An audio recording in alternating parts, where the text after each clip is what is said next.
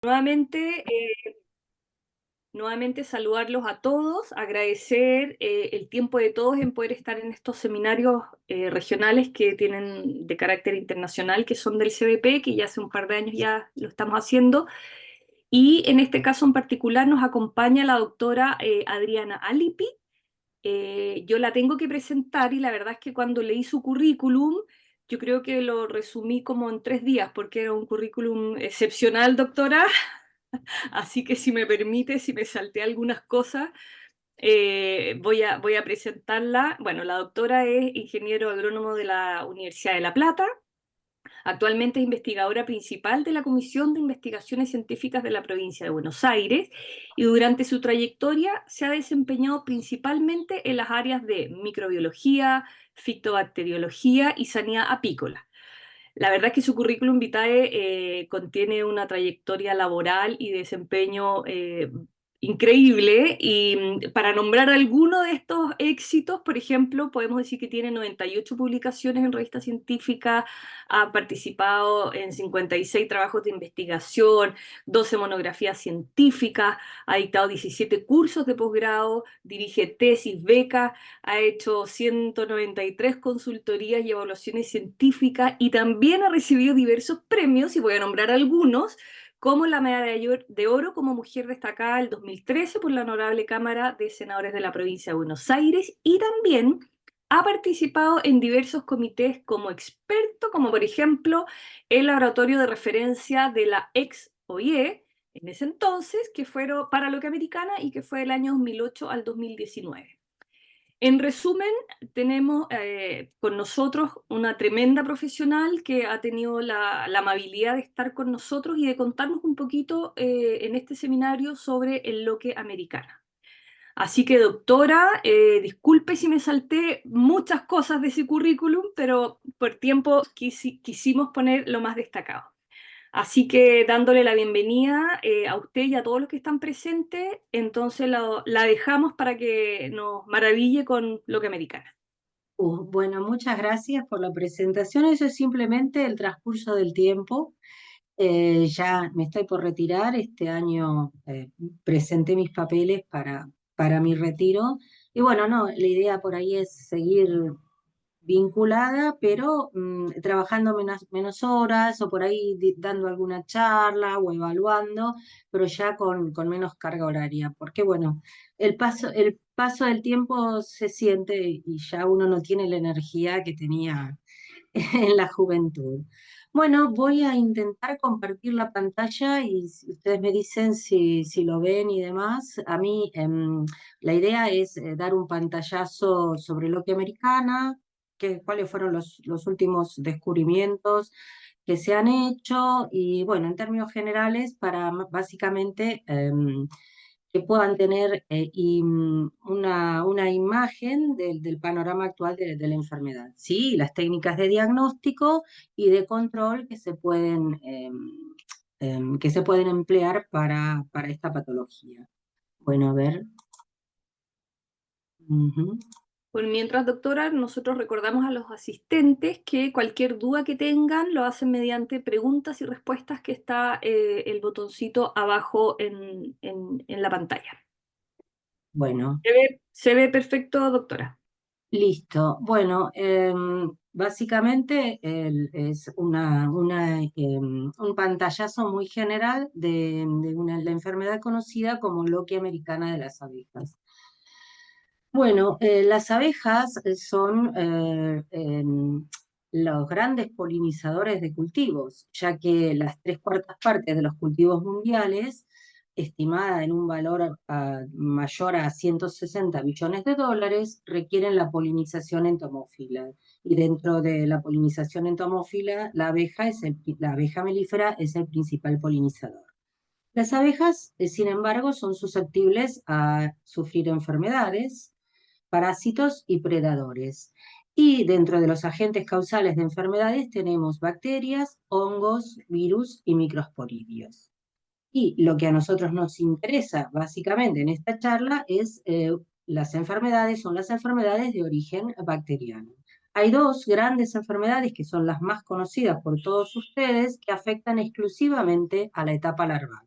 Ellas son la loquia americana, ocasionada por la bacteria esporulada Paenibacillus larvae, y la loquia europea, ocasionada por la bacteria no esporulada Melissococcus plutorius. Y también han sido citadas septicemias en abejas adultas, que pueden ser causadas por distintas bacterias, entre ellas Serratia marcescens, Hafnia albei, Pseudomonas aeruginosa y Spiroplasma melliferum. Bueno, pero ¿qué es la famosa loquia americana o American Foulbrood? Bueno, es la enfermedad más grave y peligrosa que afecta a la etapa larval de las abejas. El agente causal, como les comenté recién, es una bacteria esporulada gram positiva denominada Paenibacillus larvae. Esta enfermedad es muy contagiosa, puede matar a una colmena y diseminarse a otras muy rápidamente. No existen brotes estacionales de la misma, sino que aparece cuando hay cría presente. Las esporas bacterianas, como comenté que esta bacteria esporula, permanecen viables por largos periodos y son resistentes frente a condiciones adversas. Se estima que las bacterias pueden permanecer viables en restos, por ejemplo, restos de larvas afectadas o en el suelo o en los restos que caen de la colmena hasta 80 años. Yo he podido aislar en el laboratorio a partir de escamas de la enfermedad guardadas en la heladera. Después de 25 y 30 años, las esporas están viables, se puede hacer germinar las mismas y siguen siendo infectivas. Así que bueno, figura en la lista de enfermedades de la Organización Mundial de la Salud Animal, o sea que es una enfermedad a tener en cuenta y puede llegar a dificultar, digamos, el intercambio comercial entre los países productores de miel. Y bueno, tiene difusión mundial, se encuentra en todos los países productores de miel, con excepción por ahí tal vez de algunos países africanos o del sudeste asiático, pero básicamente tal vez sea por falta de información o porque prácticamente en esos países no se hace apicultura. Nosotros la tenemos en toda Latinoamérica. En la Argentina entró en el año 1989, ahí la pudimos diagnosticar en nuestro laboratorio y pudimos establecer que se incorporó a través de una compra de abejas reinas en Estados Unidos, con esporas de la enfermedad, y de ahí se diseminó a todas las áreas productoras de nuestro país. Bueno, para que tengan una idea, esta es una vista de un cuadro de cría normal, con los opérculos normales, de color claro, convexos, y no hay ninguna falla en cuanto a la postura de la reina. Y esta es la vista general de un cuadro afectado por loquia americana. Tenemos un síntoma muy característico que son los opérculos hundidos, grasosos, pueden aparecer perforaciones irregulares y pareciera a simple vista que hubiera una falla de postura de la reina. Pero al acercarnos, vemos a través de esos opérculos hundidos, esto se llama prueba del palillo, prueba de la cerilla. Al atravesar el opérculo con por ejemplo, un escarbadientes o un palillo, se extrae una masa viscosa que se estira por más de 2,5 cm y son los restos de las larvas afectadas por loquia americana. Ya esta larva obviamente está muerta, esos son los restos de las larvas. Ahí hay un acercamiento de estos opérculos que aparece frecuentemente en los cuadros afectados. Una vez que la larva, este es un corte transversal, esta es una pupa afectada por la enfermedad y este es un síntoma típico, aunque no siempre se encuentra, que es la glosa pupal estirada hacia el techo de la celdilla.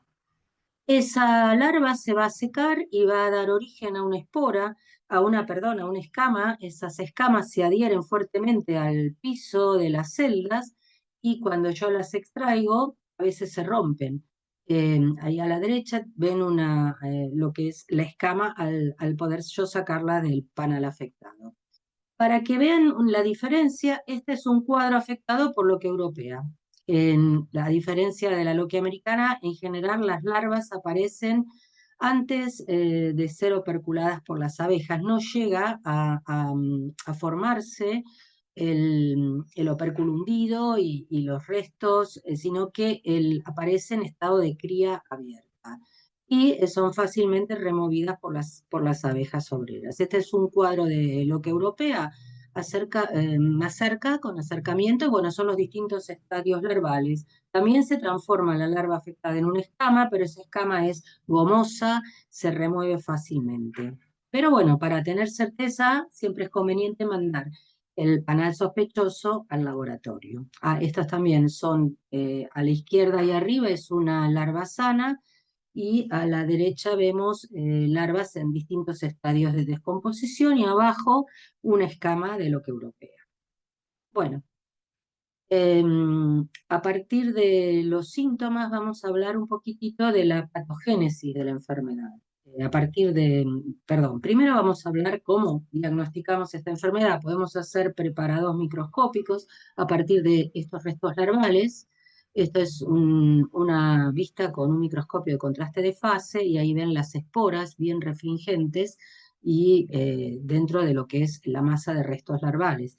Existe una técnica también que se llama de la gota pendiente o hanging drop, que se usaba básicamente para diagnosticar y poder diferenciar las dos bloques, pero requiere por ahí que la persona que la efectúe tenga mayor conocimiento, porque puede haber o dar lugar a falsos negativos. Entonces, la OIE en su manual ya no la recomienda, sino que se recomienda hacer una coloración simple o ver los restos larvales mediante microscopio de contraste de fase o de campo oscuro.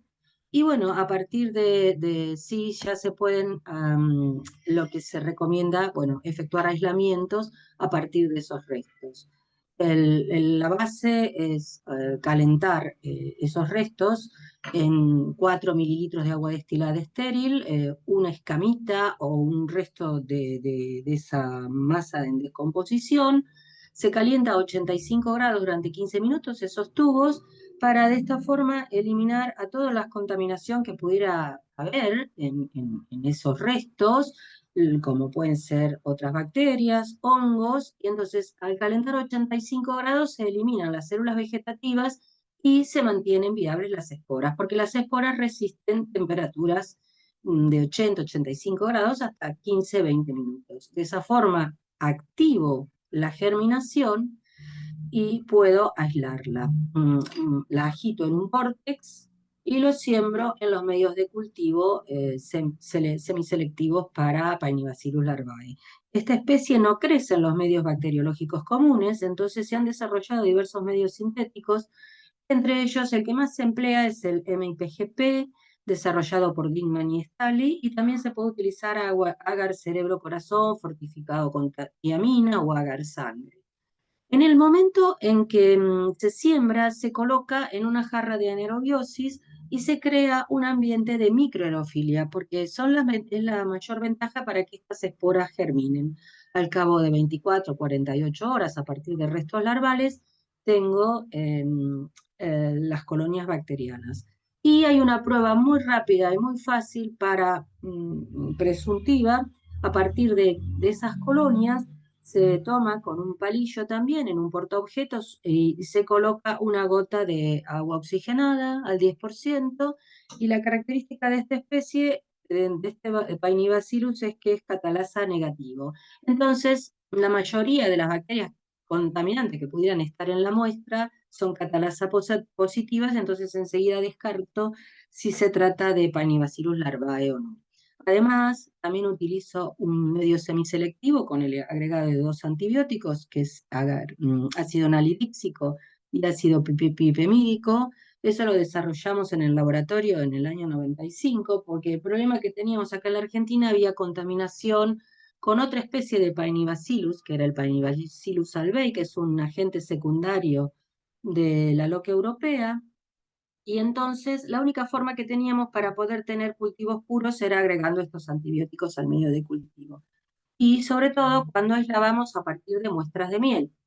En ese caso lo que se hace es se diluye la miel en una proporción del 1:1 en un buffer fosfato.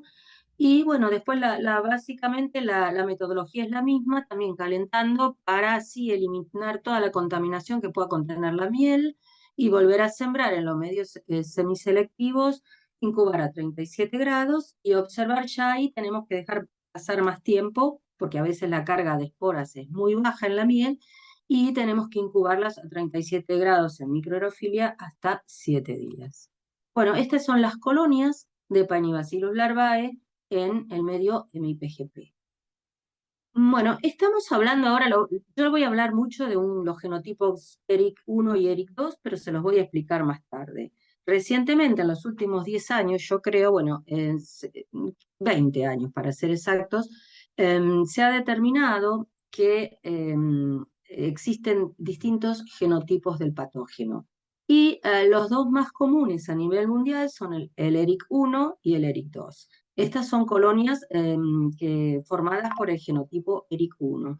El ERIC2 son colonias rojizas en los mismos medios. O sea, esa es la diferencia en cuanto a características fenotípicas a nivel de los aislamientos bacterianos. Bueno, esta es una reacción de Gram, es Gram positiva, son las células vegetativas de Paenibacillus larvae en una coloración simple, coloración de Gram. Y esta es una coloración que se llama de Sheffer-Fulton para microscopía óptica, que permite diferenciar las células vegetativas que se tiñen de rojo y las esporas que se tiñen de verde. Es una bacteria que engrosa, la espora engrosa el esporangio y tiene posiciones terminales o centrales. Y bueno, es una característica típica de esta especie. Bueno, para poder diferenciarla también se hacen pruebas bioquímicas, microbiológicas clásicas, y ahí abajo, lo que yo les comentaba hoy, la prueba de catalasa. Esta especie es catalasa negativa. Cuando se pone en contacto la colonia bacteriana con agua oxigenada, no desprende oxígeno. Ese oxígeno se ve como pequeñas burbujas que se desprenden de la colonia. Ese es un diagnóstico presuntivo de que estoy en presencia de Paenibacillus larvae. Pero bueno, con el desarrollo de las técnicas moleculares, ya sea por una PCR común o por una PCR en tiempo real, con distintos primers específicos, podemos confirmar que se trata de Paenibacillus larvae. Esta es una PCR específica utilizando los primers PL1, PL2, que amplifican una región de 973 pares de bases a partir de estos primers. Pero existen en la bibliografía 10, 15, 20 metodologías distintas, empleando otros primers que van buscando otros blancos dentro del genoma de Paenibacillus larvae. Pero si les tengo que recomendar uno, yo elijo estos porque no fallan, digamos. O sea, con esta combinación de primers, la PCR estará siempre. Si se trata de Paenibacillus larvae, si se trata de otra cosa, no vamos a tener el amplicón. Siempre hay que utilizar controles positivos y negativos cuando se realiza una PCR. Bueno, existe también una técnica para diagnosticar a campo, que es un kit comercial que se llama Vita. Existe un kit para loque americana y otro para loque europea. Se basa en la presentación de anticuerpos monoclonales. Viene como un cartucho que está acá. Es como si fuera un test de ELISA, como el que se usa para las pruebas de embarazo rápidas. Entonces, se toma la larva sospechosa, se coloca en el buffer que viene con el producto, se deja 2 o 3 minutos, se coloca una gota y en el control, bueno, se observa el control o si existe, bueno, ahí es un control negativo, digamos, y si hay 2 líneas sería positivo para loque americana. Bueno, como les comentaba, las esporas, que son muy resistentes a todos los agentes químicos, físicos y demás, presentan la forma infectiva y van a enfermar a la larva cuando las abejas nodrizas alimentan a las mismas.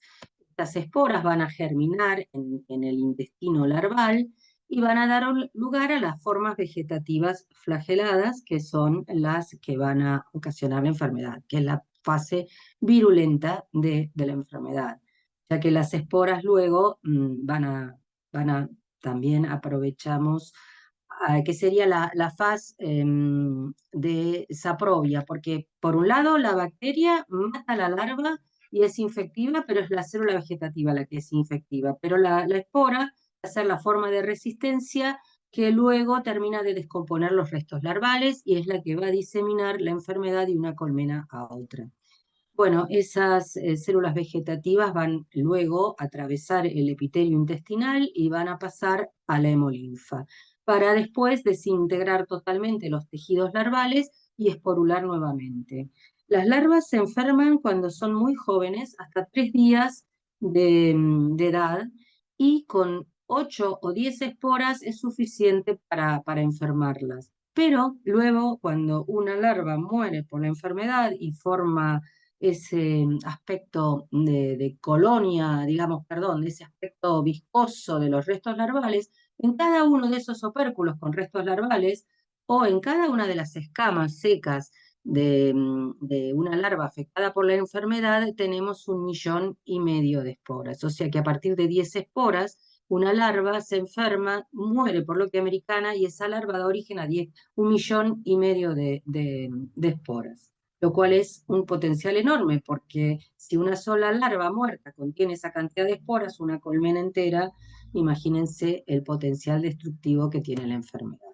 Bueno, recientemente, en los últimos 10 años, se ha visto por un grupo de investigadores alemanes liderados por Jenner, que existe la infección a través del alimento. Esas células vegetativas van a pasar a través se proliferan enormemente, se van a reproducir y van a proliferar en el intestino larval, van a atravesar la membrana peritrófica y van a invadir el hemocelo y empiezan a esporular, ya sea durante el estadio que están en el intestino o cuando pasan a todo el cuerpo larval. Y la larva muere. Pero acá hay una diferencia. El genotipo ERIC1, que es el más común a nivel mundial, la larva tarda en morir aproximadamente 12 días. Entonces, las abejas no detectan que la larva está afectada, la operculan esas larvas afectadas y da origen a todos los síntomas que yo les mostré anteriormente. Pero en el caso de que esté presente el genotipo ERIC2, la larva muere mucho más rápido, en 7 días. Y entonces, ¿qué ocurre? Las abejas nodrizas, sobre todo aquellas líneas de abejas con buena capacidad de limpieza, detectan y eliminan a las larvas afectadas. Y entonces la enfermedad puede permanecer inadvertida durante muchos años, ya que las nodrizas y las abejas pueden mantener a raya esa enfermedad, ya que la detectan y la eliminan. Cuando está presente el genotipo ERIC1, por lo general mantienen la infección y la colmena termina muriendo. La abeja reina puede enjambrar e irse buscando otro lugar, porque evidentemente las larvas no nacen porque se mueren antes y son eliminadas, pero no hacen a tiempo las nodrizas y las limpiadoras, perdón, las abejas limpiadoras no hacen a tiempo de eliminarlas, y bueno, y pueden transferir de una colmena a otra mediante enjambres la enfermedad. Bueno, estos estudios de Jenners y colaboradores, resumiendo, es que el ERIC1, que es el de la izquierda, aparece en la enfermedad mucho más tarde, se ven los primeros síntomas, entonces las abejas operculan esas celdas afectadas. En cambio, en el ERIC2, que es el de la derecha, se detectan mucho antes. Entonces, la consecuencia más importante para nosotros, los veterinarios, digamos, es que la enfermedad, el aspecto del cuadro de cría es diferente. El ERIC1 es como el que les mostré en las fotos anteriores, con cuadros de cría salteada, opérculos hundidos, las escamas en el fondo y demás, y en el ERIC2 los opérculos aparentemente están sanos, las larvas afectadas fueron removidas por las abejas limpiadoras y está en estado latente para seguir infectando otras colmenas a través de intercambio de miel, intercambio de partes de las colmenas. Lo mismo, bueno, en el ERIC1, pero bueno, digamos que el apicultor la detecta más rápidamente y puede tomar acciones para eliminar la enfermedad. cómo sería esto es la propuesta de Jenners, porque se han encontrado distintos factores de virulencia producidos por Paenibacillus larvae, pero varían esos factores de virulencia si se trata del genotipo ERIC1 o es el genotipo ERIC2. Entonces aquí sería el esquema, el lumen intestinal es el 1, la membrana peritrófica el número 2, las células del epitelio intestinal, las celestitas, que es el número 3, y el hemocelo de la larva, el 4. Entonces, a la izquierda es ERIC1, a la derecha es ERIC2. El ERIC1, siempre larvae son los rectangulitos verdes. Ahora, en el caso tenemos, ustedes ven bacterias también rojas y azules, serían otras bacterias que pueden estar presentes en el intestino larvae, que son habitantes comunes, son saprobias que habitan en las colmenas. Pero digamos, los rectangulitos naranjas que ven al lado de esas bacterias verdes, no sé si pueden ver el mouse acá, serían factores metabolitos secundarios bacterianos que producen ambos genotipos. Por eso antes se pensaba que cuando existía Paenibacillus larvae no había otras bacterias presentes en las infecciones debido a estos metabolitos secundarios bacterianos que eliminaban los antagonistas. ¿Ven? En la segunda foto desaparecen las otras bacterias y hongos que pueden estar conviviendo en el intestino y quedan solamente las formas de larvae, las células vegetativas del larvae, formando, y las de ERIC1 acá y las de ERIC2 a la derecha, formando esos metabolitos que eliminan la competencia, digamos. Ahora acá tenemos que ambos genotipos producen quitinasas, unas enzimas que son capaces de degradar la membrana peritrófica. Y esas quitinasas que se han encontrado se llaman PLCP-B49 y son producidas por ambos.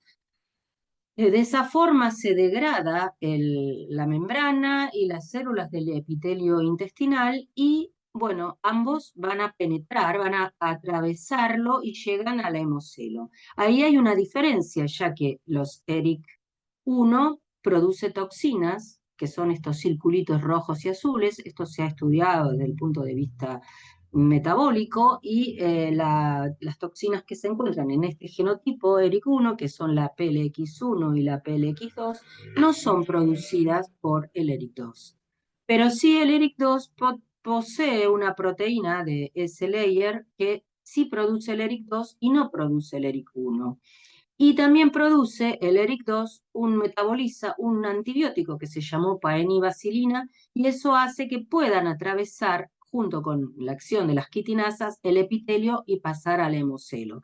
Pero no se conoce demasiado bien la causa concreta. En cambio, en el ERIC1 se sabe que es debido a la producción de toxinas, primero metabolitos que eliminan la competencia y luego por la acción de quitinasas que degradan las paredes, la membrana y las células del epitelio, ambos lo pueden atravesar y uno gracias a toxinas, otro debido a proteínas específicas de la membrana bacteriana y de un antibiótico, lo que hacen es matar a la larva, directamente desintegrar completamente el tejido intestinal y empezar a reproducirse en el hemocelo que tiene una buena condición de oxígeno. Ya hay otra cosa interesante para tener en cuenta, que la espora para germinar necesita condiciones de microaerofilia, 10% de dióxido de carbono en aire, como sería el intestino del lumen intestinal de la abeja. Ya una vez que pasan a la hemolinfa es un tejido muy oxigenado y lo facilita la esporulación. Digamos, eso yo lo reproduzco en un medio de cultivo. Cuando yo aíslo a partir de una espora, utilizo microaerofilia para darle las condiciones iguales a las que tiene el intestino de la larva, una temperatura de 37 grados y un medio de cultivo muy rico. De esa forma germina la espora. Pero si yo quiero tener células vegetativas y quiero que esporule de vuelta, necesito darle condiciones de aerobiosis, o sea, las placas de Petri las cultivo sin colocar dentro de una jarra de anaerobiosis. Bueno, ahora les explico qué son los famosos ERIC 1, 2, 3, 4. Bueno, existe una metodología mediante PCR también se hace, que esta metodología se desarrolló inicialmente para bacterias fitopatógenas que atacan a las plantas, y nosotros con el doctor Mario Aguilar en el año 95 por ahí, lo decidimos usar. ¿Y por qué no lo probamos con Larvae? Y bueno, y vimos que en el caso de Larvae, utilizando estos primers, ERIC 1, perdón, sí, ERIC, los primers ERIC, lo que se amplifica son sesiones al azar del cromosoma bacteriano. Entonces, con distintos primers repetitivos, en conjunto se llama la metodología de REP-PCR, pero se pueden usar 3 pares de primers: los primers ERIC, los Box y los REP. Entonces, lo que me da es un bandeado, una vez que yo desarrollo la reacción de PCR con estos primers, y bueno, por supuesto, el ADN bacteriano, los DNTPs, el cloruro de magnesio, el buffer que yo uso en una premix, me da como un bandeo que es muy similar a los códigos de barras de los supermercados. Acá, por ejemplo, todas estas son ERIC 1, que se diferencian por una banda de unas 900 pares de bases aquí, y esta es una ERIC 4, creo. No veo aquí el que está, pero digamos que con ERIC se pueden diferenciar en 5 grupos: ERIC 1, 2, 3, 4 y 5. Acá ven el bandeo específico. El ERIC 1 es este, que es el más común a nivel mundial, como yo les había comentado inicialmente, y es el más común en toda América, tanto América del Norte, Central o del Sur. El ERIC 2 tiene un mayor predominio en Europa, aunque también está el ERIC 1. Estos dos son los 2 genotipos que actualmente se encuentran difundidos en el mundo. 3 y 4 son genotipos que solo se encontraron en cepas guardadas en colecciones internacionales y se correspondían con aquella enfermedad que antes se pensaba ocasionada por otra especie, que se denominó Bacillus pulvifaciens y después Paenibacillus pulvifaciens. Pero en realidad, después, cuando con el advenimiento de toda esta metodología, se vio que realmente se trataba de un genotipo distinto dentro del Larvae, y las dos eran subespecies, o primero fueron especies, ahora son una única especie, que es Paenibacillus larvae. También recientemente se encontró un nuevo genotipo ERIC, que es el 5, que se encontró en mieles en España, nada más. Así que bueno, lo importante es la diferencia entre los dos, 1 y 2, que sí son los que se encuentran distribuidos y que ocasionan la enfermedad a nivel mundial. Los otros son anecdóticos y se encuentran en cepas de colecciones, pero está bueno tener uno de cada uno, una cepa de cada uno, para cuando yo realizo la PCR ver siempre, como les decía, controles positivos, negativos y los controles del bandeo, como para yo saber la cepa que aíslo a qué genotipo pertenece. Bueno, los estudios que se han hecho también con microscopía electrónica de barrido es el ERIC 1, las esporas bacterianas son lisas y en los otros genotipos tienen ornamentaciones superficiales. Cuando yo aíslo un ERIC 1, por ejemplo, en medio de MIPGP, ese es el color que tienen las colonias, o sea, el de abajo es MIPGP, el de arriba es agar cerebro corazón. Con tiamina, siempre con los antibióticos que les comenté, el ácido nalidíxico y el pipemídico, para poder aislarlo sin necesidad de que se me contamine con otras bacterias que pueden estar presentes en la muestra, sobre todo si son mieles, muestras de miel. En el ERIC 2 son colonias rojizas, el ERIC 3 son rojas también, y el ERIC 4 totalmente rojo oscuro. Y recientemente, lo que les decía, el ERIC 5, pero bueno, hay una sola cita en España y después no se ha seguido estudiando, y tampoco se ha estudiado cómo es la patogénesis del ERIC 5. Hay que estar atentos a medida que aparezcan brotes de la enfermedad para determinar si el ERIC 5 puede llegar a tener otro tipo de patogénesis distinta, o también se podría efectuar inoculaciones de larvas en laboratorio para ver si el ERIC 5 puede llegar a ser similar al 1 o al 2 en cuanto a la patogénesis, que fue lo que les comenté recientemente. Bueno, ¿y cómo controlamos la enfermedad? Que es lo que a los veterinarios y a los apicultores les importa más. Bueno, en un principio, básicamente siempre estamos hablando de ERIC 1, que es el más virulento, el más agresivo y el que de mayor difusión. La enfermedad se controlaba por la quema de las colmenas afectadas, básicamente en Estados Unidos y Canadá, y era una forma de quema, de eliminar totalmente el material. En Nueva Zelanda se salvaban los panales sumergiéndolos en parafina a 180 grados, que es el punto de fusión de la parafina, y entonces las esporas ya a esa temperatura se inactivan. Y también se pueden salvar todo el material de madera, digamos, de las colmenas, no las abejas, no los cuadros de cría, por radiaciones gamma de una fuente de cobalto. Acá en Laconia, en una época, los apicultores mandaban también los panales, la cera a irradiar para eliminar las esporas. Después se pueden emplear antibióticos, los más comunes a nivel internacional son oxitetraciclina y tetraciclina, y hay distintas formas de aplicación que puede ser por paper pack o patties, que son una mezcla de aceite vegetal hidrogenado, azúcar y el antibiótico, y si no paper pack, azúcar y el antibiótico. Pero bueno, ¿cuál es el problema del empleo de antibióticos? También se han desarrollado otros antibióticos como tilosina y tilmicosina, que son efectivos para el control de leuquia americana a campo. Y básicamente el problema de los antibióticos, aparte de que los residuos pasan a la miel y ya a nivel mundial, sobre todo en los países europeos, no se aceptan mieles con residuos de antibióticos. Y en los países que exportan miel, ese puede llegar a ser un problema serio. Caso concreto de Argentina, que exporta miel a Europa, si las mieles están contaminadas con antibióticos, los embarques van a ser rechazados. Bueno, y el otro gran problema de los antibióticos, la terapia con antibióticos, es que ya Painibacillus larvae ha desarrollado resistencia a tetraciclina y oxitetraciclina. Y esa resistencia se debe a la presencia en las cepas resistentes de pequeños plásmidos que replican por un mecanismo que se llama de círculo rodante. ¿Qué es un plásmido? Un plásmido es un elemento extracromosonal que se replica autónomamente en la bacteria. Y en este caso particular, los plásmidos pueden estar y no tienen se llaman crípticos, aquellos plásmidos que están en la bacteria y se replican autónomamente, pero no causan ninguna alteración ni de fenotípica a la misma.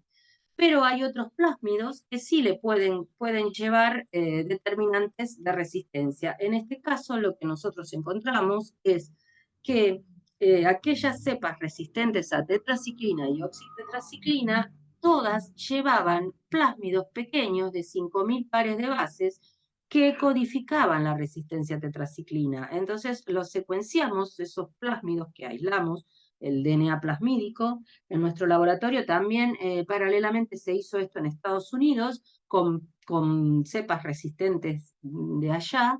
Y bueno, y a todas las cepas de resistencia que tienen resistencia a tetraciclina llevan este determinante TET-L en un plásmido pequeño de 5.000 pares de bases que a su vez tienen genes movilizables.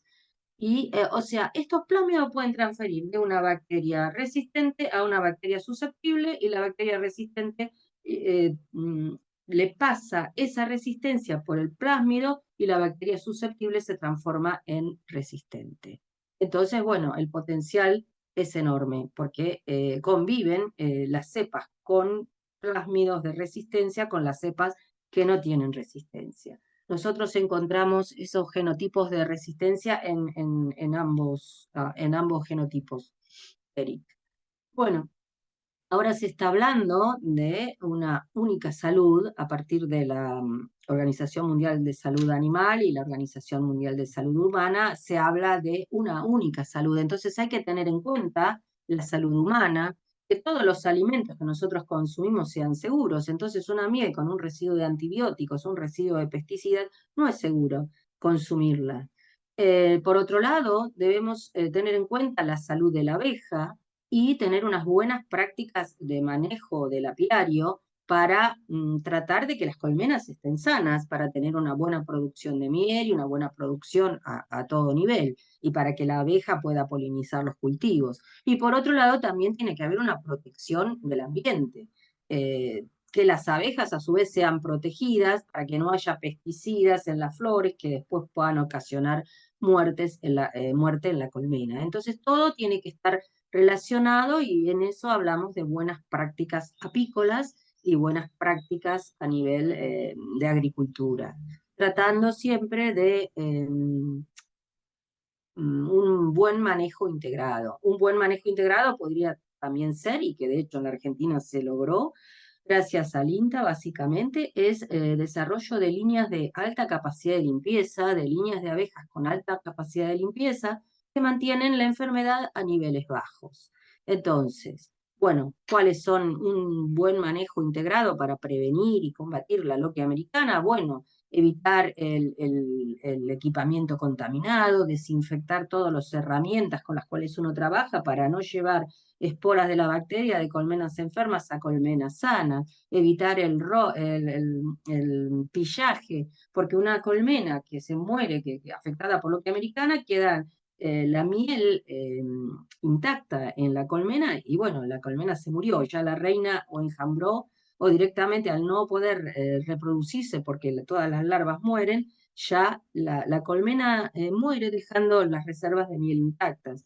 Y de hecho, de esta forma se diseminó en Argentina cuando entró en el año 91 un apiario muy grande en Tandil, que había comprado reinas afectadas en Estados Unidos, y se diseminó perdiendo 1.500 colmenas por loquia americana. Las colmenas quedaron ahí y fueron objeto de pillaje por las colmenas vecinas y de allí se empezó a diseminar al resto del país cuando se llevaban colmenas para polinizar cultivos en otras regiones y ahora está distribuida por todas partes.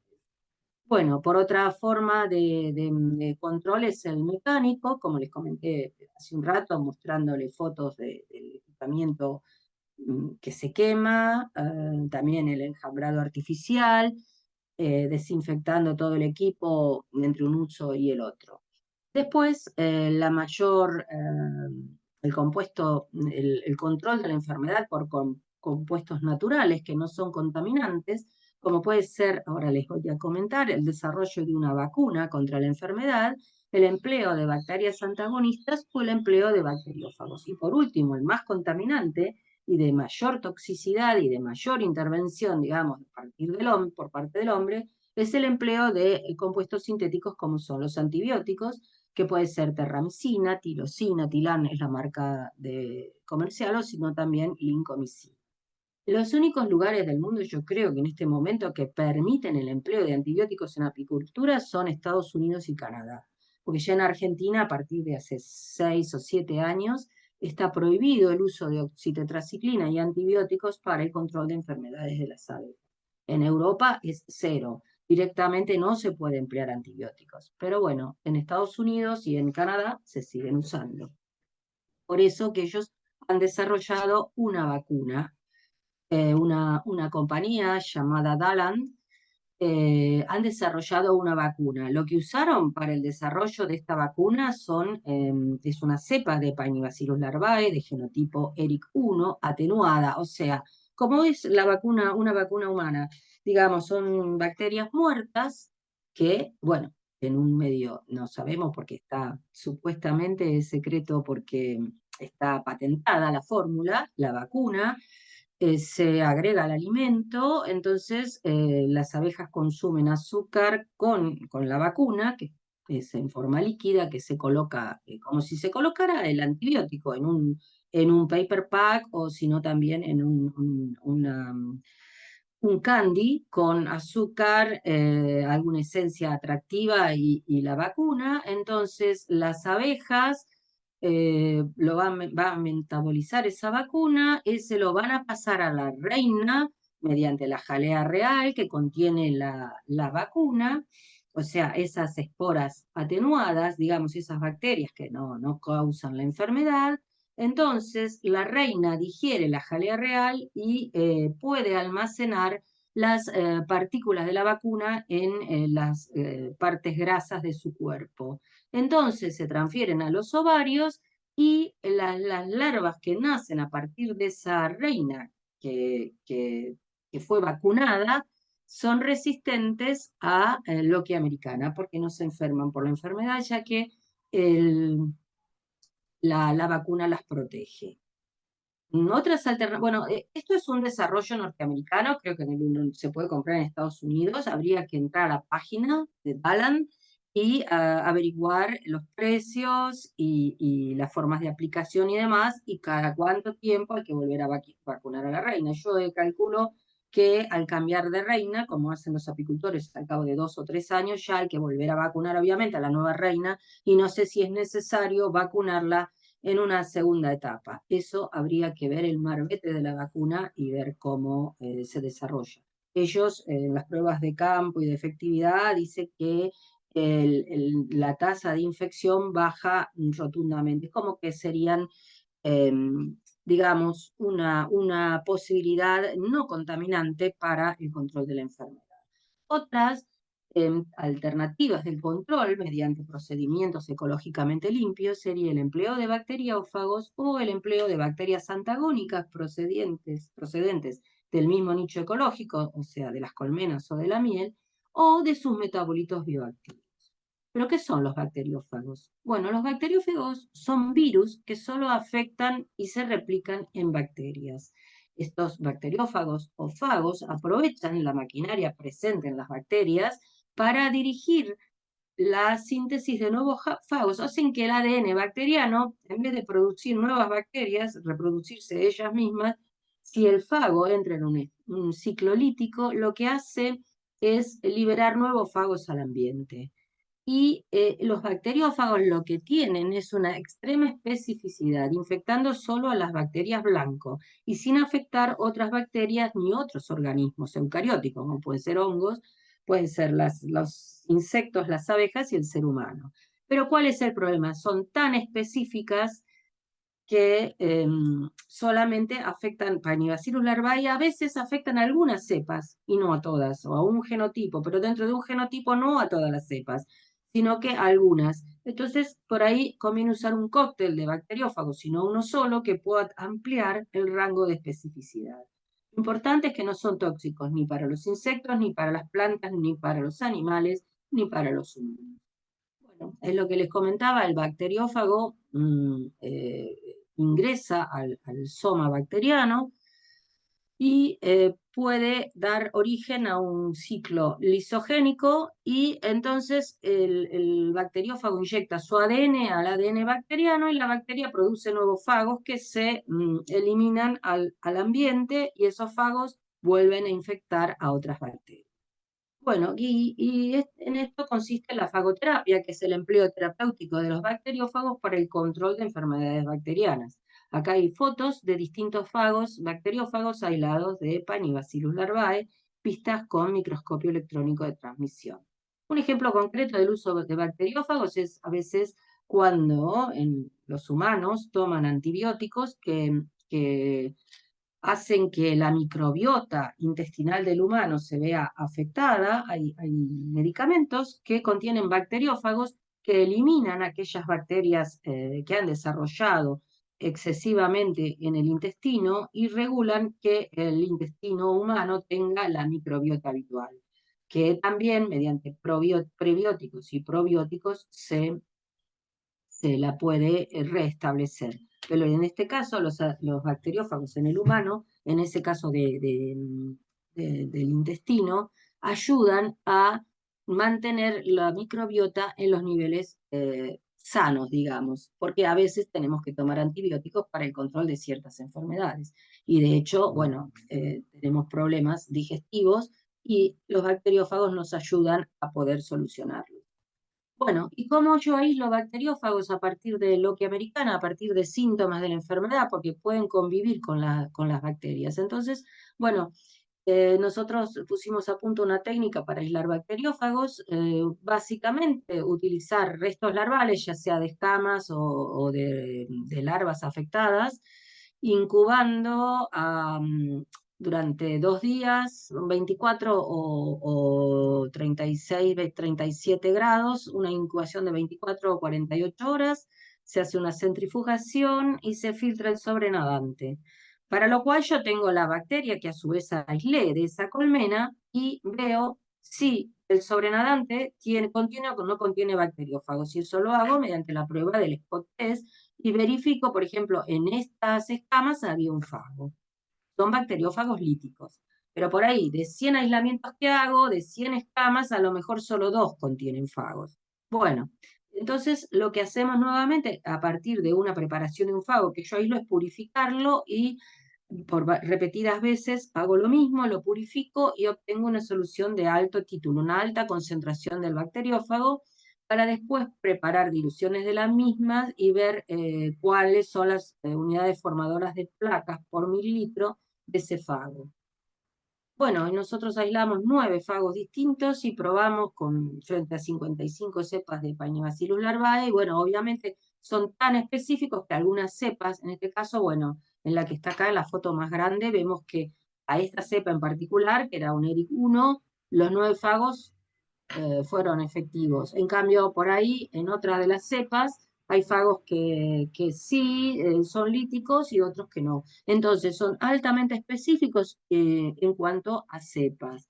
Por eso se habla de cóctel de fagos. Bueno, y un grupo de investigadores en Estados Unidos lo han probado a campo, han aislado bacteriófagos también a partir de restos larvales, prepararon un cóctel de distintos fagos, los aplicaron en las colmenas afectadas por loquia americana y vieron que, bueno, por un lado probaron distintas dosis de fagos para ver si eran tóxicos o no, y no hubo diferencias significativas en cuanto a la mortandad de las larvas ni de las adultas cuando ingerían el azúcar, digamos, las abejas, o lo pasaban a las larvas conteniendo los bacteriófagos. Cuando se hicieron los tratamientos en colmenas, como en la parte A es con tratamiento junto con la enfermedad, con la inoculación de la enfermedad. Este es el testigo sin tratar, y esta es una escala de infectividad donde 0 no hay larvas afectadas y 3 hay una cantidad bastante amplia de larvas en los cuadros de cría. Entonces, el tratamiento con el fago, hay diferencias porque prácticamente no hubo infecciones, un nivel muy bajo de infección, por ahí eran 10 larvas por cuadro o una cosa así, y cuando esto es en el mismo momento que se inoculó la enfermedad con el fago. Eso sería preventivo, digamos, para tener la incorporación del fago en colmenas para que no desarrollen la enfermedad. Y en el lado B, el ensayo es la enfermedad que tenía un grado bastante alto, una escala de 2, 2,5 de síntomas, luego del tratamiento con el fago sobre colmenas afectadas. A las 2 semanas ya los niveles de infección bajaron de 2,5 a 0,5, o sea, con diferencias significativas. Esto es a nivel experimental, esto no ha sido comercializado, no ha sido, calculo que tal vez el grupo de investigadores tal vez lo quieran patentar o no, no lo sé, pero bueno, ellos lo probaron a campo con buen resultado y dio origen a la publicación. Nosotros lo usamos en el laboratorio a fines de diagnóstico y bueno, estaría interesante por ahí también preparar cócteles efectivos aquí para usar en colmenas. Bueno, y por último, les comento rápidamente la otra forma de control biológico a partir de bacterias antagónicas y o sus metabolitos activos. Bueno, este es un esquema de prueba que hacemos en el laboratorio para determinar si las bacterias antagónicas, la mayoría de géneros Bacillus o Painibacillus, todas las que nosotros probamos son aisladas de miel, o sea, de fuentes de apiario, y por ejemplo, en la A es el control de bacteria del Painibacillus larvae sin antagonista. Acá una buena inhibición, este es el control, esta es el antagonista y es larvae, como ven acá, hubo una gran inhibición, acá en la C una inhibición intermedia, acá en las últimas prácticamente la inhibición es nula. Entonces nosotros seleccionamos aquellas cepas bacterianas antagónicas que producen una buena inhibición de larvae. Acá es el mismo tipo de ensayo, pero viendo si producían metabolitos volátiles, para lo cual se usan cajas de Petri divididas. No tienen contacto entre sí, no es que es un metabolito difusible en el medio, entonces estas dos, esto es un ERIC2, ¿no? El genotipo ERIC2, y estas dos, por ejemplo, un Bacillus pumilus y un subtilis, son muy buenos inhibidores. En cambio, por ejemplo, esta cepa de Brevibacillus lateroporus prácticamente no inhibe el desarrollo. Bueno, y entonces lo que hacemos con aquellos antagonistas que son más promisorios, probamos la presencia de péptidos antimicrobianos. Entonces, para lo cual se precipita con sulfato de amonio y se hace una serie de pruebas de laboratorio, se purifica ese metabolito que pueda tener algún componente proteico y se prueba por la técnica del spot test. Acá hay distintas antagonistas, este es un control con agua destilada estéril, y bueno, los distintos antagonistas producen inhibición en el desarrollo bacteriano. Y también, bueno, tiene que ver con el genotipo y la cepa, ¿no? Las bacterias producen los mismos metabolitos y sí pueden afectar a uno u otra cepa. Por eso también se podría hablar de un cóctel de distintos biocidas. Por un lado son proteínas, estas son proteínas, y en este otro caso, perdón, lipopéptidos, porque todos estos bacillus y painibacillus son productores de péptidos antimicrobianos. Nosotros también en esas bacterias, las cuales ejercieron una muy buena acción antagónica, probamos por PCR utilizando primers específicos para determinar la presencia. Por ejemplo, en este caso son bacilomicina, basilicina, fengicina, iturina y surfactina, que son buenos antagonistas para Painibacillus larvae. Pero también estos lipopéptidos son buenos antagonistas contra hongos. Por ejemplo, Ascosphaera apis, que produce la cría yesificada en las colmenas, y también contra hongos fitopatógenos. O sea que son una fábrica de principios activos estas bacterias. Y son inocuas para el humano y para las abejas, ya que se aislaron del mismo nicho ecológico, de la miel y de las colmenas. No afectan a las larvas, no afectan a las abejas, no contaminan, y bueno, y pueden ser atractivos para su uso también en colmenas. Bueno, y eso es todo, y les agradezco por la paciencia y por escucharme, y bueno, si tienen alguna pregunta, con todo gusto se las voy a contestar. María Constanza Vidal tiene todas las preguntas desde Chile. Ah, bueno.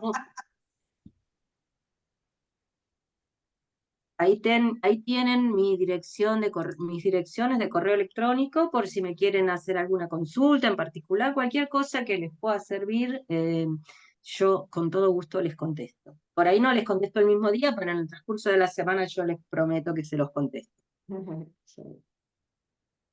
Magda, no sé si querés empezar a hacer las Sí, no hay preguntas. problema. Adelante. Bueno, ¿qué tan efectiva es la prueba rápida de campo para Loquia americana? ¿Se ha hecho estudio de correlación con las técnicas de laboratorio? No, yo siempre les digo que ante la duda, mandar la muestra al laboratorio. La única forma de saber exactamente si se trata de la enfermedad es aislarla en cultivo puro.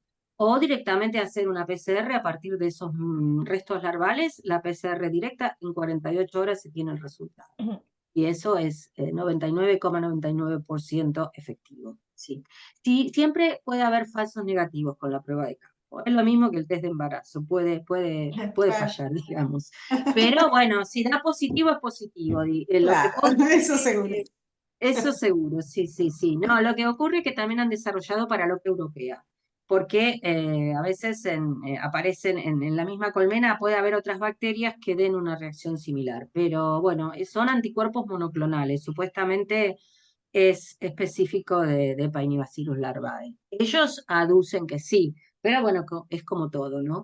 Puede haber una falla, pero ya les digo, el positivo es positivo. El negativo puede llegar a ser un falso negativo. Claro. Bien. Otra ¿Qué pregunta es, medidas? Sí. Perdón. dale. Dale. ¿Qué ¿Qué medidas de medidas de control? control se hacen en Argentina en las colmenas positivas a Loquia americana? Está prohibido el uso de antibióticos, así que directamente no se emplea y aunque algunos productores por ahí lo hacen, pero no está aprobado por SENASA, digamos. Claro. Básicamente, un buen manejo, lo que se hace por ahí se hace enjambrado artificial. Y la verdad es que tenemos muy poco problema de Loquia americana, porque la mayoría de las líneas de abejas que están en nuestro país son de buena capacidad de limpieza, entonces básicamente la incidencia es muy baja. Lo que ocurre es que por ahí la enfermedad está presente, pero a unos niveles, digamos, de convivencia, no Claro. afecta demasiado. Pero sí, las líneas de abejas de Argentina son todas de alta capacidad de limpieza, cosa que no ocurre en Estados Unidos, por eso tienen tanto problema, porque bueno, y tienen resistencia a los antibióticos que siguen usando. Por eso ellos son los que están más complicados en Estados Unidos y Canadá. Nosotros no. Adriana, respecto Digamos a los que, antibióticos, ¿cómo? ahí decía, ¿se hace control de antibióticos en mieles de consumo nacional en Argentina? Y tenemos el 90% de la producción que se exporta. Así que no se hace. Lo que se hace es con lo que se exporta. Lo que se Lamentablemente, exporta. lo que Claro. consumimos acá no. Pero hay poco consumo de miel en nuestro país, muy poca la miel que se consume, lamentablemente, sí. Pero bueno, la exportación en realidad los controles lo hacen los que nos importan la miel a nosotros, básicamente. Así que es mejor que los exportadores estén seguros que no hay residuos ni de antibióticos ni de acaricidas. Claro. Porque el gran problema de Argentina es más los ácaros que las enfermedades bacterianas. Varroa, que ahora ya no se llama más varroa. Después, bueno, hay felicitaciones por la presentación, brillante. Y otra pregunta es, tanto la vacuna como los bacteriófagos y antagonistas, ¿no generan ningún tipo de residuo en la miel de las abejas? Bueno, según los que patentaron la vacuna, no, porque en realidad lo que es la vacuna en sí son células bacterianas de una cepa de larvae muertas. O sea que es el mismo residuo que podría tener la miel con esporas de Loquia americana, digamos. O sea, en todas las colmenas afectadas por Loquia americana, en mayor o menor medida, vamos a tener esporas en la miel. Y la espora es totalmente inocua para el humano. Claro. Y porque la loquia americana afecta exclusivamente a las larvas de abejas, no afecta a nada más, es altísimamente específica, solamente a la larva de abeja y que tenga menos de 3 días de edad. Las larvas más grandes son inmunes a la enfermedad porque ya la membrana peritrófica del intestino es más gruesa y las quitinasas que produce el patógeno no la pueden degradar. Entonces aparece la bacteria, la célula vegetativa es muy lábil y bueno, pasa a través del tracto digestivo y se elimina naturalmente. Bien. Daniela Rochi de SENASA, además de saludarte, consulta cómo diferencia con pruebas bioquímicas las cepas ERIC 1 y ERIC 2. Bueno, en realidad la única forma efectiva es hacer PCR, porque hacer un fingerprint y ver con primers ERIC. Porque, bueno, sí, la 2, coloración rojiza, podemos ver coloración rojiza de la bacteria, de la colonia bacteriana. Esa es la mayor diferencia a simple vista. El tema es que ya lo hemos visto nosotros y también lo han visto otros investigadores, con los repiques sucesivos el color rojo se va perdiendo. Y una cepa que era originalmente roja pasa a ser color gris como lo era la Eric 1 y sigue siendo Eric 2 el genotipo. Pero sí, básicamente es el color. Y por otro lado, también, eso no lo comenté, pero pasa que la técnica clásica es calentar, por ejemplo, en el momento de que se aísla a partir de miel o de colmenas afectadas, yo caliento la muestra a 80-85 grados durante 15 minutos. El Eric 2 es bastante lábil, es más lábil que el ERIC 1, o sea, no resiste tanto el shock térmico y puede ser que yo no lo aísle porque calenté la muestra y no lo puedo aislar. Entonces, ¿qué es lo que me conviene hacer? Hacer las siembras por duplicado, una con shock térmico y otra sin shock térmico. En el caso de que no haga shock térmico, sí o sí tengo que agregar los 2 antibióticos al medio, porque si no, todas las otras bacterias que pueden estar presentes me van a contaminar la placa y es imposible aislarlo en cultivo puro. Entonces, yo hago por duplicado y puede ser que sea ERIC 2 o que estén los dos en la misma colmena, pueden estar los dos. No es común, pero pueden estarlo. Entonces, de esa forma me aseguro de que en la muestra sin calentar y con el agregado de los antibióticos, si había ERIC 2, lo pueda aislar. Pero sí, la única forma es recién aislado el color. Después las pruebas son básicamente las mismas. Porque también hay variación entre la misma ERIC 1, distintas cepas pueden, por ejemplo, la reducción de nitrato a nitrito, en el 90% es positivo, pero hay algunas cepas que es negativo, entonces hay que considerarlo variable, aunque la mayoría es positivo. ¿Mm? O lo mismo con la utilización de ciertos azúcares. Por eso yo me inclino más en hacerlo desde el punto de vista molecular. Claro. Pero Vamos, ya les digo, en MIPGP las colonias se ven rojizas y la de larvae común, la ERIC 1, es grisácea, blanco-grisácea. Para mí esa es la prueba más. Ahora, si aíslo en otro medio de cultivo me puedo confundir. Entonces, bueno, claro, repico a MIPGP y ahí defino. Pero cultivos frescos, ya les comento, si sigo repicando, pierde el color. claro. Hay muchísimas preguntas, vamos a ir redondeando y bueno, las que queden, que nos manden a la Secretaría Técnica o a tu correo No, directo. me mandan mail y yo les contesto. Perfecto. Mauricio Rabinovich, otro integrante del Grupo de Sanidad Apícola del CDP, dice, excelente, Adriana. Mi consulta está relacionada a la reciente vacuna. ¿Se han hecho experiencias de campo en nuestros países? No, nosotros no. Es más, no sé si la podemos importar siquiera. Ustedes en Senasa tendrán que decir. Yo no sé si la podemos comprar y traer. Habría que entrar en la página, preguntar el precio y ver si la compramos, a ver qué pasa. Yo lo que digo es que ellos lo desarrollaron con ERIC 1. Yo no sé si es efectiva con ERIC 2 porque no lo han probado, o por lo menos no hay información al respecto. Sería interesante ver también por ahí en ensayos de laboratorio de inoculaciones artificiales y la vacuna, a ver qué tan efectiva es contra otros genotipos o con las cepas que podemos tener nosotros dando vueltas por acá. Ellos han trabajado con una cepa de Estados Unidos. Bien, no sé cuántas, Gaby Espejo, cuántas preguntas más vamos a hacer. Danos una Sí. indicación y Yo no seguimos tengo problema de participando. horario si me quieren seguir preguntando, pero por ahí ya tenían comprometidas otras cosas los participantes y prefieren terminarlo. Pero por mí, si quieren seguir preguntando, ningún inconveniente. Y se Ay, los gracias, puedo doctora. responder y si no, lo averiguo. Sí, no, gracias. Yo creo que podemos, ya que usted está disponible, Bien, al menos unos 5 minutitos más y vamos rápido con las preguntas. Hay unas bien interesantes también, así que sí. Ahora yo me bueno, vamos, perdí. no, vamos siguiendo el orden y Ya. bueno, y si quieres hacer alguna puntual que hayas visto, la hacemos. Eh, bueno, muchas gracias por la presentación. Todos inician así las preguntas. Quisiera saber si en Argentina, Karina, a ver, ahí. Argentina llevan adelante algún tipo de monitoreo anual en diferentes zonas para conocer la prevalencia de la bacteria. Y ya uno otras, y ya nos contestas dos, las líneas de abeja en Argentina son en su mayoría africanizadas. No, no, en realidad es según, hay un límite geográfico, por ahí hay algo de sangre, digamos, africanizada más al norte, pero no ya en provincia de Buenos Aires y para el sur ya no, porque hay un tema climático que hace que no haya. Pero no, básicamente se busca la abeja europea, ¿eh? No, no, no, tratan de que sea mansa y no que sea una abeja agresiva.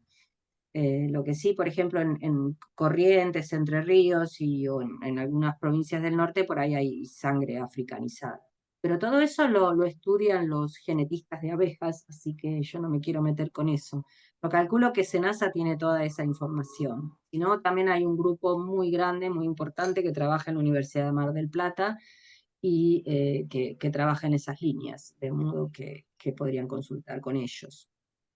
Pero Bien, y no, en cuanto a si básicamente hay es algún abeja tipo de europea. monitoreo, Y Eh, en no, cuanto a algún tipo de monitoreo anual en diferentes zonas. Eso lo maneja SENASA. Nosotros lo que recibimos son muestras cuando hay dudas acerca del diagnóstico. Nosotros efectuamos un monitoreo en mieles de la provincia de Buenos Aires, pero hace 20 años, más o menos, en el 2001, 2002, 2003, y en aquel momento la incidencia en las mieles era mayor al 50%. Porque, claro, la espora, en aquel momento se utilizaban antibióticos para el control de la enfermedad y lo único que hacían era enmascarar los síntomas, pero las esporas estaban en las colmenas. Por eso la mitad de las colmenas contenía esporas del patógeno. Estaría interesante hacer un monitoreo en la actualidad para ver la incidencia real que tenemos en nuestro país. Pero en ese caso siempre conviene estudiar la miel. Porque a veces los síntomas no los vemos por una capacidad de limpieza, una buena capacidad de limpieza y demás, que no se ven los síntomas, pero las esporas están latentes y en algún momento pueden generar enfermedad. Habría que, ahí Mauricio Rabinovich, que está en SENASA, podría Que preste organizar un atención, monitoreo. Mauricio. Que anote, Que vaya preste anotando atención. deberes. Sí. Nosotros podemos hacer los diagnósticos, pero bueno, sí tenemos que, las muestras y demás las tienen que conseguir ellos.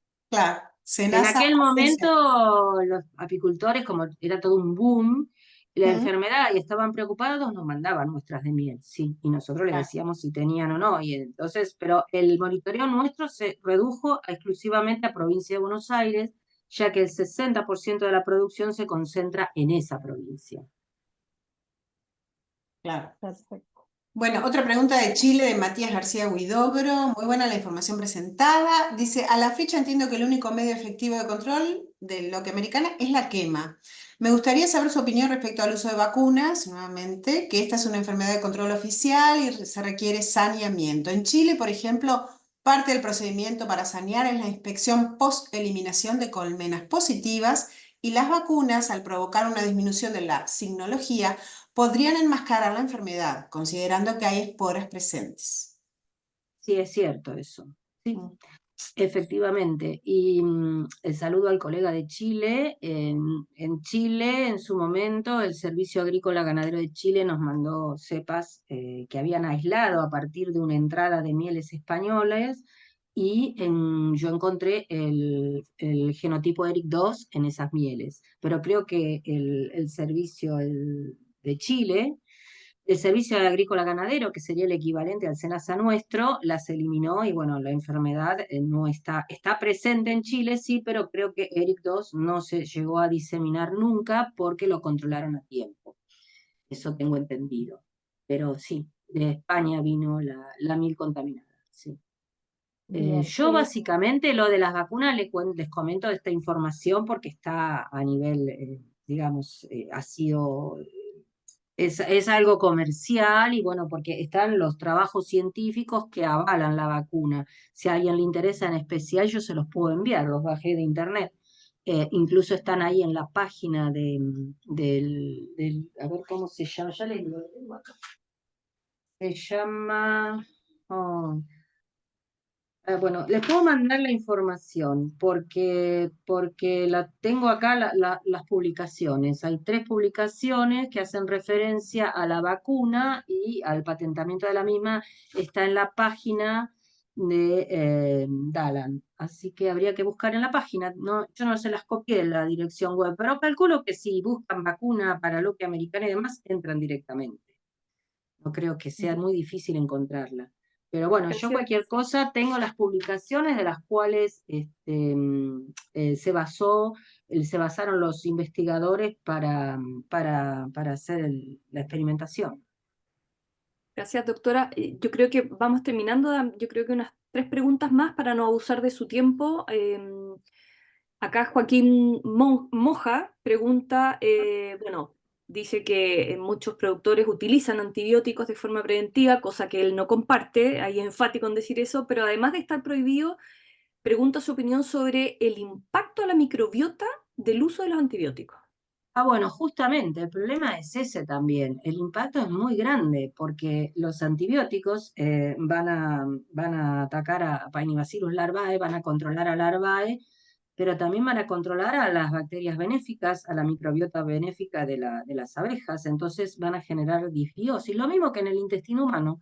Yo tomo un antibiótico porque tengo una infección, no sé, neumonía bacteriana, y tengo que tomar antibióticos, y después mi microbiota se desorganizó tanto que necesito tomar probióticos para poder volverla a la normalidad, ¿sí? Y no solamente eso, sino que está comprobado que particularmente en Estados Unidos el empleo constante de tetraciclina y oxitetraciclina ha hecho, como les comentaba, que se transfiere a nivel plasmídico, la resistencia ha pasado también a ser resistentes a la tetraciclina otras bacterias presentes en el apiario.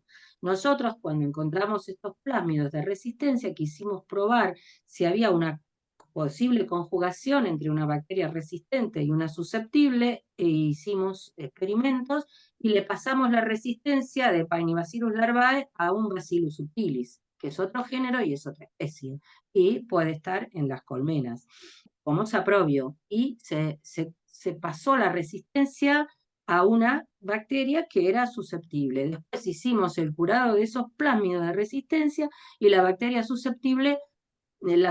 resistente se volvió susceptible nuevamente. El curado del plásmido se puede hacer por calor o por distintos compuestos químicos en el laboratorio. Y cuando quisimos curar la cepa dadora, la cepa salvaje de Paenibacillus larvae, que tenía resistencia, con ese mismo proceso se le eliminó el plásmido de resistencia y la bacteria que era resistente se hizo susceptible. Así que es muy importante jamás usar antibióticos como forma preventiva. Si hay que usarlo sería como forma curativa y hasta por ahí nomás, porque como les digo, elimina los síntomas, pero las esporas permanecen. El antibiótico no es recomendable para el empleo en colmenas. Eso es mi apreciación. Otros colegas por ahí consideran que sí, que si no se pierde el material, se pierden las colmenas, pero bueno. Otra forma interesante de recuperar todo el material es por radiación gamma. Entonces, Hay muchos que preguntan, Adriana, la varroa, ¿cómo se dice ahora? Varroa. variomorfa creo que es, variomorfa, Mario. me Doctora, parece. una última pregunta. Hay algunas que quedaron en el chat, pero en honor al tiempo, ahí alentamos a los colegas que se las hagan, ya sea mediante la Secretaría Técnica, porque así las recopilamos y las enviamos una sola vez, y así usted responde un solo correo en el fondo. Pero quería hacer una pregunta bajo el concepto de una sola salud, donde está integrado la salud humana, ya vimos todo el tema de los antibióticos, la salud animal, que son las mismas abejas, y también el medio ambiente. ¿Existen estudios de que puedan, de que podamos saber de que exista loca americana, por ejemplo, en enjambre silvestre, a lo mejor Sí. en un fenotipo ERIC 2, donde las mismas abejas endémicas de las zonas de nuestros países puedan reservar a la bacteria? Y, ¿hay estudios sobre eso? No, lo que sí hay estudios de que sí, en abejas silvestres también la enfermedad está presente.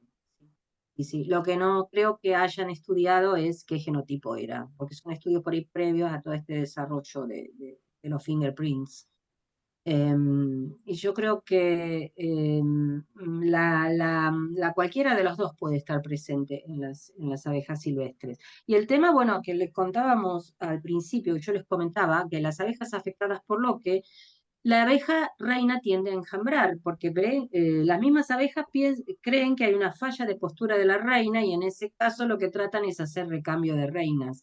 Y eso lo hemos visto cuando nosotros hicimos nuestros primeros ensayos de campo, tratando de buscar alternativas de control, la cual probamos aceites esenciales, que también son productos vegetales de origen natural, que también son amigables con el medio ambiente. El tema es que in vitro eran excelentes, pero a campo, al incorporar a la colmena, como los mismos aceites esenciales u otros que se utilizan para el control de varroa, yo le sigo llamando barroa porque me acostumbré a decir barroa, pero bueno.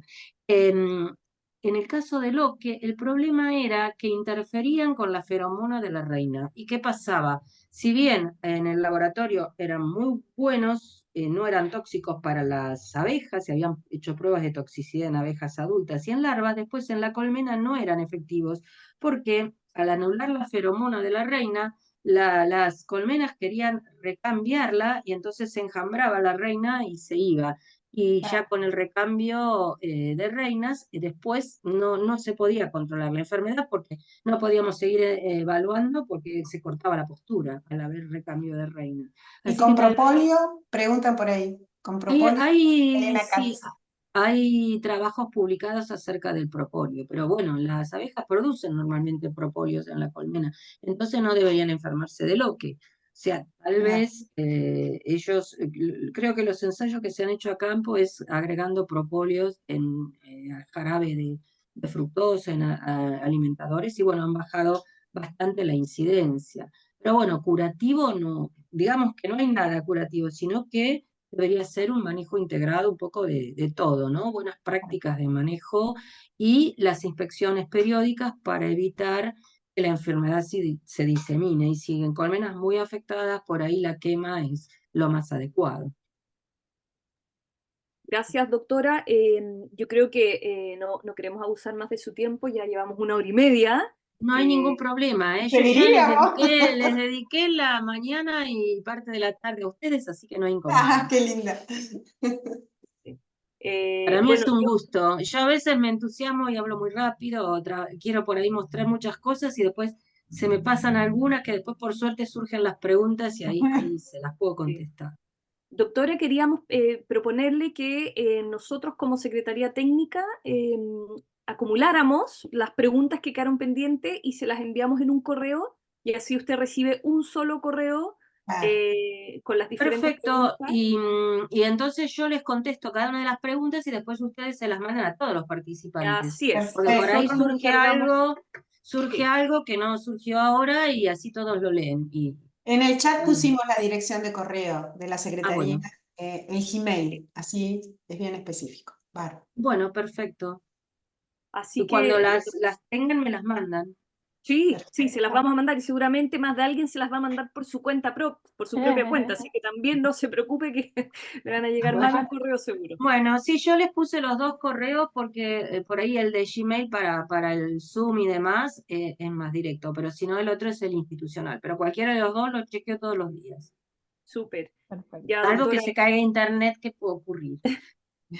Pero bueno, Bueno, queremos agradecerle en nombre del CBP de los 6 países, porque la verdad es que, bueno, con todas las preguntas que quedaron ahí pendientes, se nota el interés por saber más del loque americano y de las últimas actualizaciones que siempre es bueno estar haciéndolas todos los colegas que trabajamos en los servicios veterinarios.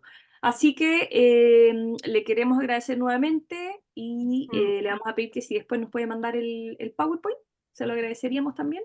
Y bueno, nada, Gaby, agradecerle y agradecer a despedirme. Mauricio Rabinovich, que fue quien hizo el contacto, integrante del grupo del CDP, así que muchas gracias a él por la dirigencia y obviamente a la doctora Liz. bueno, y yo tengo el mail de ustedes, porque si no, le pido a Mauricio que me lo mande, así le puedo mandar el PowerPoint, se lo mando en Perfecto. PDF, porque si no, no sé, es medio Sí, pesado. sí, sí, siempre PDF, por favor. Bien, Sí, no, y yo les quería agradecer a ustedes por la invitación, porque a mí me gusta participar y si puedo ser de utilidad, encantada. Eh, Nada, a veces, qué sé yo, la investigación básica que uno hace en el laboratorio está bueno que también se pueda transferir a los veterinarios, a los apicultores, y bueno, Ah, nada, a mí me gusta mucho participar cuando surge, y más ahora con toda desde lo único bueno, digo yo, de la pandemia y del aislamiento fue el Zoom, el Meet y todas estas posibilidades de bueno, tener recursos compartidos a distancia y sí, que por ahí uno no tiene tiempo de trasladarse, pero sí no tiene problema en media hora, 1 hora, poder así compartir una conectarse. presentación. Y eso para mí me parece fantástico, porque entonces te de vamos a todas estar formas, molestando. Te vamos a seguir bueno, molestando. ¿cómo no? ¿Cómo no? No, igual aunque me jubile, bueno, no sé cuán actualizada voy a seguir estando, pero con todo gusto, no, eso me gusta seguir en contacto. Ah, muchas Además, me gusta participar porque ya hace unos años que soy editora asociada de una revista de apicultura, que es el Journal of Apicultural Research de ¿Mm? Inglaterra, Y bueno, y a mí me mandan para evaluar. En realidad yo mando para evaluar a otros investigadores y eso me gusta estar en contacto y me mantiene activa, digamos. O sea que espero poder seguir haciéndolo una vez que me jubile, porque si no, no sé, me voy a aburrir en mi casa. Bueno, del CBP la vamos a estar llamando probablemente más Sí, de alguna oportunidad, doctora. seguro. Cómo Así no, que, con todo gusto y muchísimas, pero muchísimas gracias por la invitación y por la paciencia en escucharme durante una hora. no, felices, Un doctora. placer. Se ve con la audiencia, todavía hay más de 150 personas conectadas, así que para que Ah, vean. qué bueno. Sí. Bueno, me alegro que les haya sido de interés. Y entonces espero que me manden las preguntas. Así es, Perfecto. así se la Gracias. enviaremos. Ya, bueno, agradecemos a todos los asistentes, a la doctora y que tengan una linda tarde todos. Así que nos estamos viendo Igualmente. pronto en otro seminario internacional. Nos Bueno. vemos. Hasta luego, chao.